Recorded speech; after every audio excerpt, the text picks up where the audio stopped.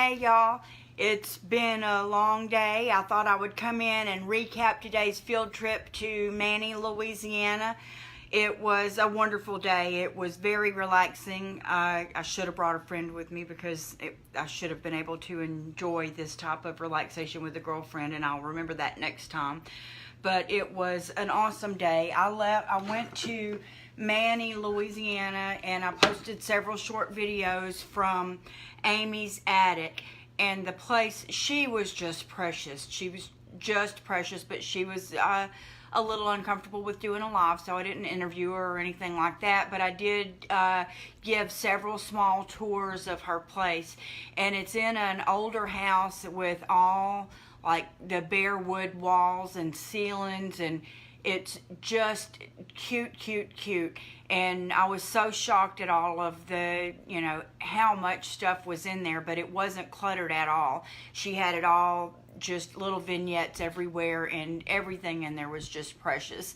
So if you get a chance to go to Manny, Louisiana, or you're just looking for some ideas, I put a picture of Amy's card on there too if you want to contact her about any of the things that you saw. Her contact information is there, and it was just a fabulous trip. So that was about an hour out, and I decided I wanted to do some things from something I saw on my friend Cheryl's page. There was somebody else doing some stuff with jewelry boxes, and I've always had a little bit of a fascination with jewelry boxes. I have a couple of the really big ones and some old ones that were my grandmother's and such. But anyway, I had decided I was going to buy this little jewelry box at Amy's, but she wouldn't take my money. How sweet is that? I tried because I wanted her to make a sale while I was there, but there was somebody else there shopping, and she was making a sale. She had a little sweet little boy and sweet little girl there waiting for school to start back. I think they said it's tomorrow, but watch for future projects using the jewelry box. Then she told me about one called Treasure Chest, which was right around the corner there. But there was so much traffic through town when I was leaving at that time that it was on the other side of the street. I kind of got turned around, so I didn't stop there. But she also told me about one in Fisher, Louisiana, and I did a short picture and then afterwards a short video there because they had a beautiful outside. It was like an old mercantile from the 1800s, and just to the right of that, they used to have Fisher Sawmill days there. They have what's called the Fisher Opera House, and they're going to have, which here's a postcard of that, they're going to have Merle Haggard's son there on Saturday the 18th for people to watch. And they had a beautiful church with just beautiful windows. I think I got a little bit of that in one of the videos there. It was absolutely gorgeous, and that place just went on and on and on. You could tell that the building was long this way, but once you got in, there was just room after room after room, and it was immaculate. There were a lot of fans going in there. It wasn't too hot or anything, but there was just a tremendous amount, if you collect glassware or things like that, but just vintage curtains and cloth and dishes and irons and metalworks and new stuff. It was just amazing the amount of stuff they got there. So my haul from there was, I've been, I like to paint pop art. And I've done like the Piggly Wiggly pig and the bunny bread bunny and those kind of things. Well, I've been have on my list to paint an S&H green stamp. Whenever I was a little girl, Piggly Wiggly in Leesville, my mama worked there, my daddy worked there, and I worked there. I worked in the meat market there, and I did demos there, like cooking sausage in the hallway. Hey, you want to taste a piece of sausage? That's what I did when I was a teenager. And then I worked as a cashier there, and then later on in the meat market.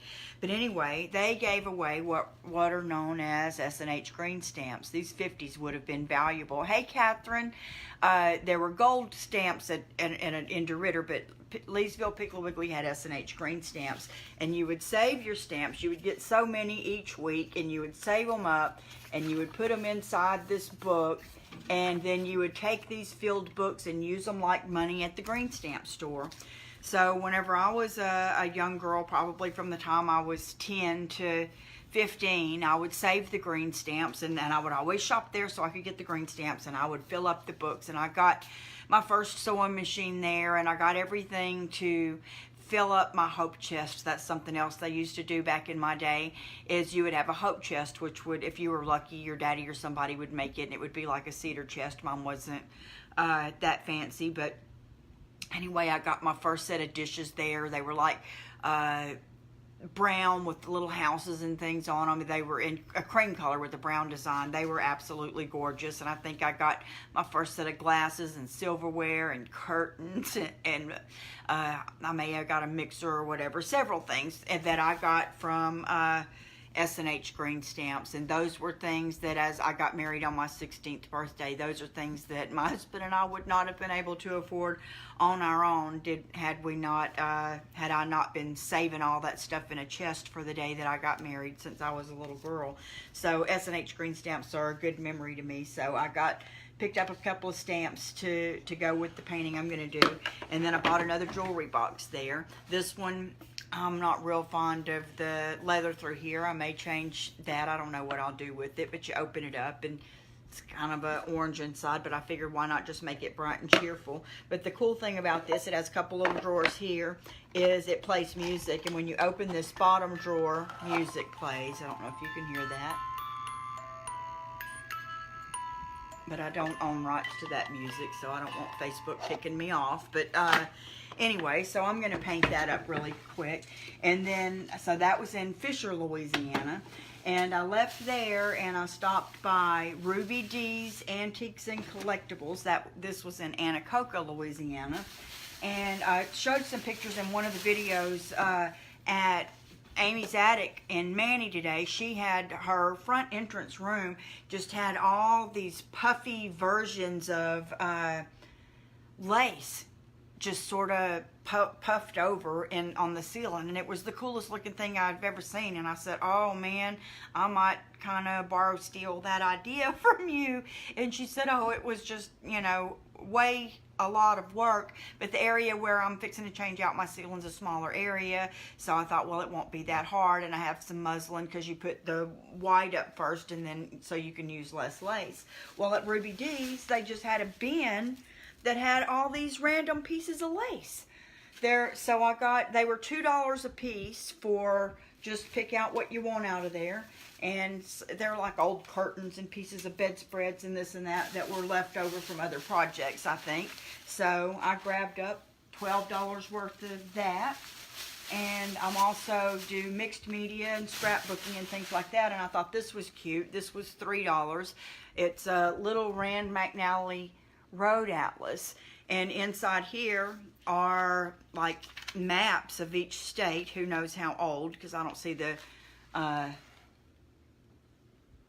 date on here. But yeah, I think it's a great price too.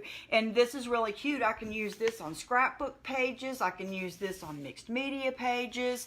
I could use this on the map piece that I'm doing for the Art Central contest for this month. It was a cute little find. But this is for another project that I can't talk about because it's a surprise project. But I got 18 is how many I think they had of these.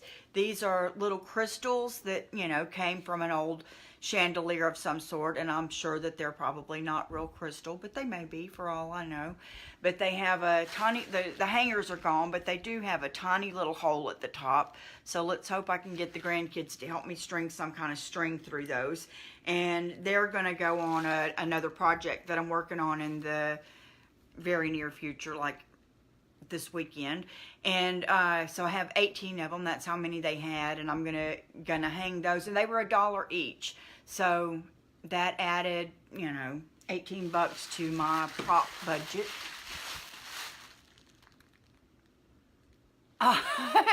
Thank you. This is my new. They shouldn't have went over my gray so dang much. I told them leave my gray alone, just keep this from being yellow. But anyways, I ended up with it all the way at the top, and that's the way it goes. I love my hairdresser.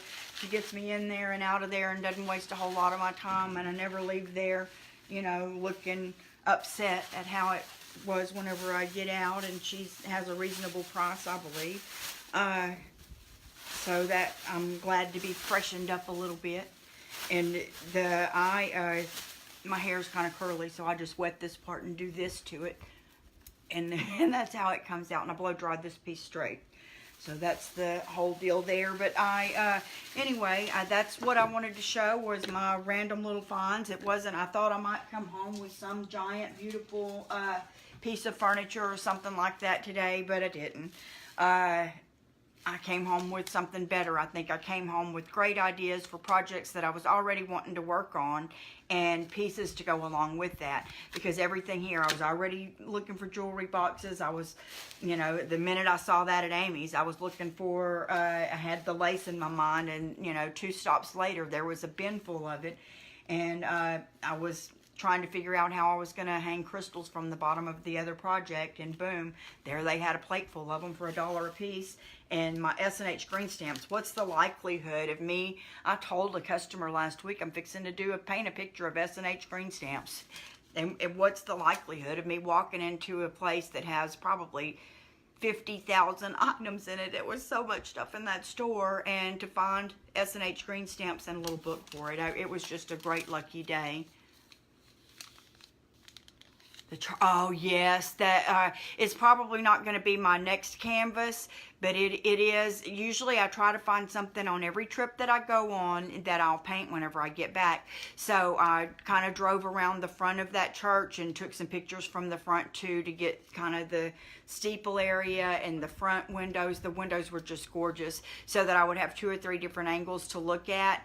And I absolutely am going to paint it, but I've got so many things ahead of it. You know, because I'm joining that Art Central contest, and I'm on a little bit of a deadline for that, and we're not really allowed to reveal our projects, and I'm at a point in that to where anything I show is going to sort of be revealing what my idea is. But I have a lot of hours to put in that. I'm not going to do the jewelry boxes first. I'm going to set them aside in my room, and I'm going to, not until summer's over and we start changing to the fall, will I use the lace here. But I need to finish a good bit of the Art Central project, and I did 3 backgrounds the other day. I don't know, that because I've been wanting to do the green stamp thing for so long, that I might not do that first, just for me, because I enjoy it. But I've painted a whole bunch of churches too, because I really enjoyed that as well. And it is going to be an upcoming project, and if you're interested in watching that, I definitely can, just do it in a live. And I don't know, I'm thinking it, because sometimes I can't control how long those lives are whenever it's a little bit of a more complicated project like that.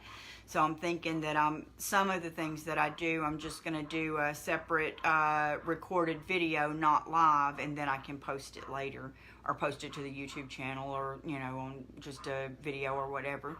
So I may do it in that way. I guess I'll see how, when I look at the picture and I look at the canvas, and see if it's going to be something that I can whip out in a little over an hour, or whether it's something that's going to take me, that I want to not be quite as abstract and take me a little bit longer, and Facebook doesn't care for you to do them real long. So, and a lot of people can't just hang out with me that long. So I probably will video it, but whether it'll be on a live stream or whatever, I don't know whether that'll happen.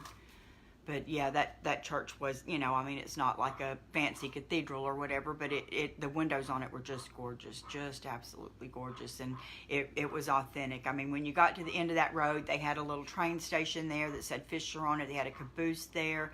Then the real nice building that was their Opry House. Then that huge long mercantile that had 2 whole entrances.